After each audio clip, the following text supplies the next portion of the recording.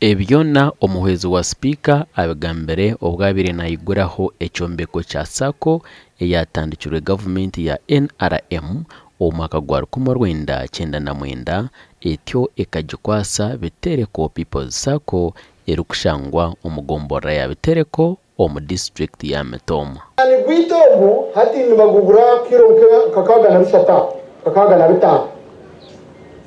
konka indesera bakugu abimbire nyine batworeka ogogo mwani twayemera tukagukaranga kiro negura mutwaro gumerechuka kandi sente zo karangiza buri kiro ne 12 nkomuringo gumwe go kusya obuhereza omu bantu barsako yona omuruhinda nos ehirwe piki yo kubunza enjiri y'omwani kandi baraganise kwiha omuntu wa burijo omboro bamwe bahirwe n'amafuka hamwe n'emihoro akatara kanyu kan nakareba nibaketara itibona rebutayibwa ako nakatara ke cyangeje ati abantu abandi bariyo nibenda kukazimya bagume nibatamburira mwirima niba kabulangane kuba n'umwuga gwa paramenti okureba ngo twagaburira ihanga ryone konka twatiriye nteza na wago yesosoborezo bweye ati bitu mwagabura muto bitere ko mwagite kiyangere kanyabwangere waguma wahikaho ijuko tuweza bitu bitere ko harizo barumwe utingaza bitere ko iteka sako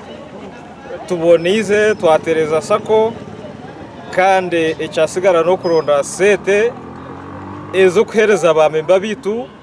zikubayamba kuza kutereza ebyemsiri yabo kandi tukubahera aha magoba agashemerire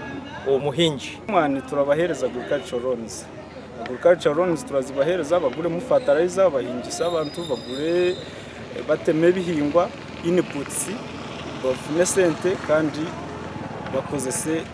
batungure ebihingwa ryabo omu MITOOMA district yona bitereko People's Sacco niyo sako yonka eyatandikirweho gavumenti ya Uganda ahaziratungure omuntu wa hansi kandi niyo ekwasibwe n'umwuga gwo kuyamba abahingi b'omwani erakwatagane na factory eriyo neza kombekwa kandi ubwa hati eine ba memba barikwingana 13,000 gashakwa Michael atwakire.